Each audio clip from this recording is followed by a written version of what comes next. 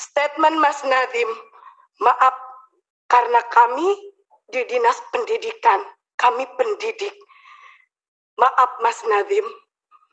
Statement Mas Nadiem membuat polemik baru di antara kami semua. Kami bukan boneka, Pak. Kami bukan boneka yang bisa digonjang-ganjing. Pimpinan yang saya hormati, serta Bapak Dewan di Komisi 10 yang sangat saya hormati, rekan-rekan seperjuangan yang saya sangat banggakan, juga wakil rakyat yang berada di pinggir saya dan belakang saya. Terima kasih Bapak. Bapak dengan hebat menyuarakan aspirasi kami. Jazakallahu khairan katsira. Perkenalkan, nama saya Lina Kurniati, SPD. Bukan sarjana pemberi dosen, tapi benar-benar sarjana yang qualified di bidang pendidikan. Insya Allah, karena terbukti murid-murid saya selama saya mengajar hampir 20 tahun sudah banyak yang menjadi pengabdi-pengabdi di Ibu Pertiwi ini, Pak. Barokallah buat ibu-ibu guru dan bapak guru di negeri ini. Aplaus buat Anda semua.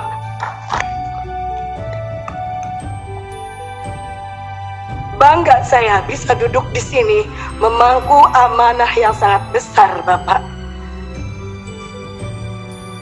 Banyak yang ingin saya sampaikan, sampai-sampai emosi saya tidak tertahan. Saking gembiranya bisa bertemu dengan para wakil rakyat yang insya Allah akan amanah menyampaikan pemberi suara yang berkeluh kesah.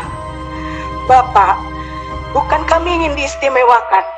Terkait regulasi P3K di RDPU Komisi 2 bersama Pak Samsul Rizal, saya mengatakan saya dan rekan-rekan akan terima regulasi ini dengan senang hati, meskipun kami mengharapkan Kepres PNS tanpa tes untuk guru-guru, karena kami layak, kami pentransfer ilmu.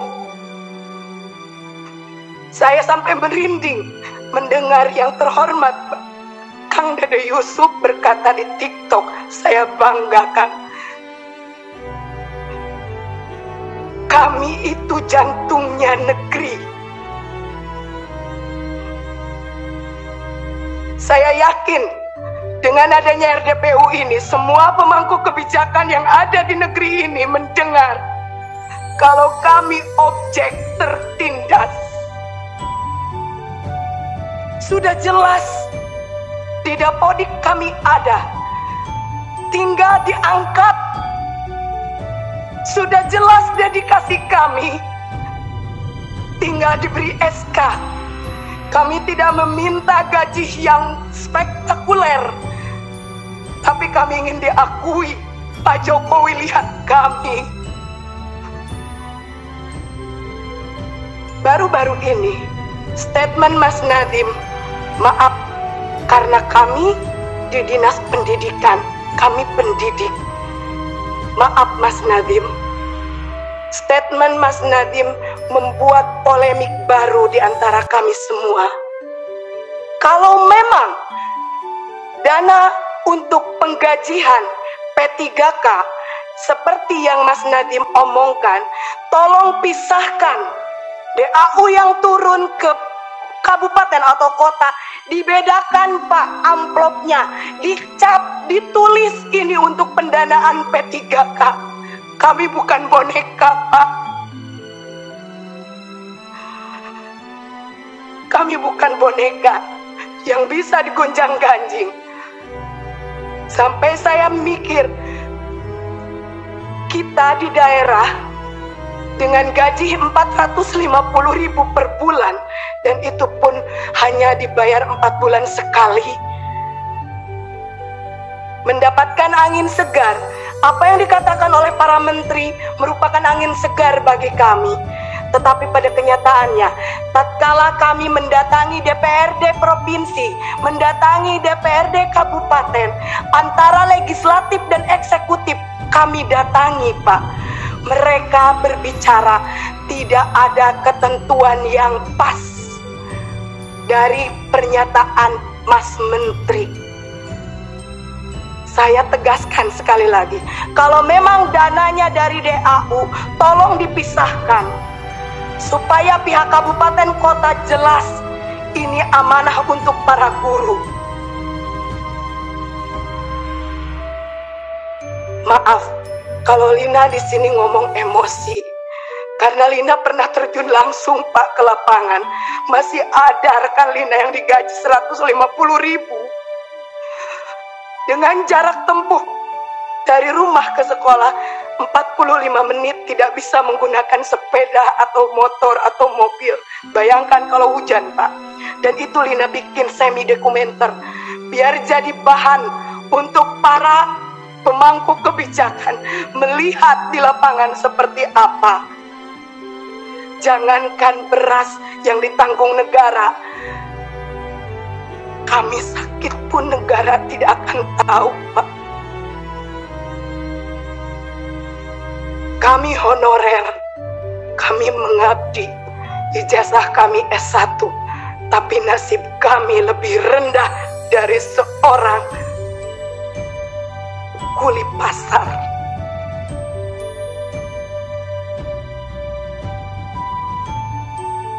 Allahu Akbar. Kami memohon adanya penambahan kuota atau formasi. Kalau memang regulasi P3K tetap harus kami ikuti. Kami memohon adanya penambahan kuota atau formasi sesuai dengan jumlah honorer yang ada di lapangan. Atau kalau secara kasarnya, angkat semua honorer yang sudah terdaftar di Dapodik. Adapun kesalahan Dapodik bisa diadakan perbaikan, karena kami yakin bapak-bapak yang ada di Kemendikbud, bapak-bapak sebagai pemangku kebijakan lebih cerdas dari kami. Yang nomor 2, memohon adanya pembenahan regulasi dan pemetaan formasi. Contoh, karena saya bekerja di Kabupaten Garut, salam Bapak Bupati Kabupaten Garut, izinkan saya menyampaikan amanah Bapak.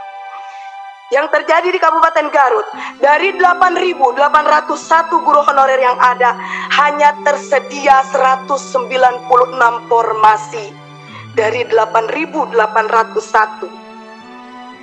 Contoh kedua, realita formasi untuk guru PAI yang sangat kurang dan hampir tidak ada di beberapa wilayah se-Jawa Barat, dan ini skup nasional pun sama, Pak. Padahal kita tahu yang namanya kuota, yang namanya formasi untuk guru PAI sangat penting. Bukankah kita berkeadilan? Tetapi ternyata regulasi yang digulirkan oleh pemerintah jauh dari kata berkeadilan. Jangan menjadikan kami sebagai objek tertindas. Jangan jadikan kami hanya sebagai tim hore di regulasi P3K ini. Lihat keberadaan di lapangan. Indonesia darurat guru. Dan yang mencakupi di setiap sekolah itu adalah guru honorer.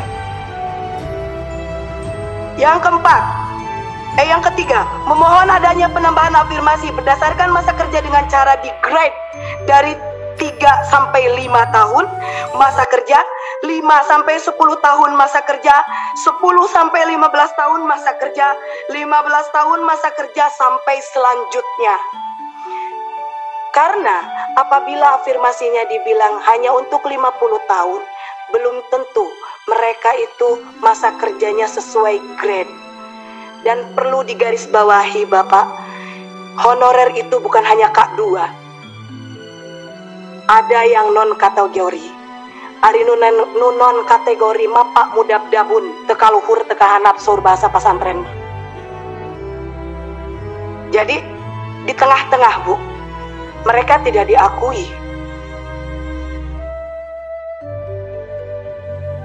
Yang keempat, memohon supaya pendaftar dengan nilai yang sudah mencapai passing grade bisa diloloskan dan ditempatkan di tempat kerja masing-masing.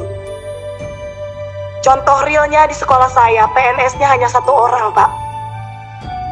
Semuanya honorer. Saya lulus passing grade, Pak. Tapi karena tidak ada formasi, sudah jelas di sekolah saya tidak ada guru PNS-nya. Kekurangan guru. Tapi tidak ada formasi, maka saya dinyatakan tidak lolos, hanya lolos passing grade saja. Barokallah, Allah menakdirkan saya untuk duduk di sini bersama ibu-ibu dan bapak-bapak terhormat. Yang kelima, memohon untuk P3K tahap 2, kalau regulasinya seperti ini, ditunda kalau menurut saya. Karena hanya memperlihatkan kredibilitas cara kerja dari para pemangku kebijakan di atas. Komitmennya tidak ada, konsistensinya tidak ada. Hari ini bilang seperti ini, besok lusa akan berubah. Ternyata memang untuk mempermainkan seorang guru itu, seorang pendidik itu kayaknya asik gitu, Pak. Yang keenam, memohon mengangkat guru yang berstatus honorer menjadi ASN, karena sebagian besar kebutuhan guru dipenuhi oleh guru berstatus honorer. Itulah yang ada yang terjadi di lapangan. Sungguh sangat dilematis, Pak. Betul kata Bapak yang tadi, Bapak siapa, Pak? Bapak Wahidin. Kalau pelaku pendidikan itu bukan hanya guru, tetapi ada rekan kami sebagai jantungnya, yaitu tenaga kependidikan. Kenapa Tendik tidak dibuka formasi, Pak? Padahal mereka juga sama mendedikasikan untuk negeri tercinta ini. Alangkah sangat disayangkan tatkala kami berlomba-lomba untuk mengikuti ujian P3K yang kalau menurut saya cerita sedikit, Pak, sangat amazing. Saya umur 40 tahun harus mengerjakan 100 soal matematika SMP tanpa kalkulator. Untuk masuk ruang ujian saja, yang laki-laki dibuka sabuknya dan dipegang diraba-raba. Seolah kami itu apa? Kenapa, Pak? Kami meminta kebijakan harus meminta-minta seperti ini.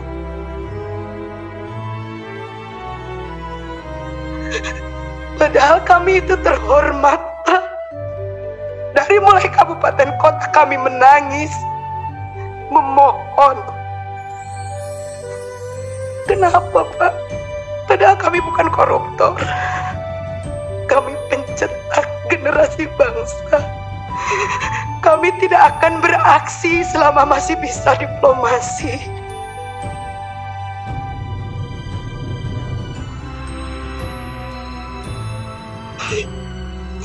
Terima kasih. Mungkin nanti ada teman saya yang akan menambahkan. Jazakallah, Bapak. Jangan membuat air mata kami menangis lagi. Jangan menjadikan ketidakmampuan kami menjadi objek tertindas. Bangkitkan semangat kami, karena kami tidak meminta apa-apa. Angkat kami, angkat derajat kami, hanya untuk bisa menyekolahkan anak-anak kami. Wabillahi taufiq wal hidayah, wa ridha wal inayah. Wassalamualaikum warahmatullahi ta'ala wabarakatuh. Sampurasun.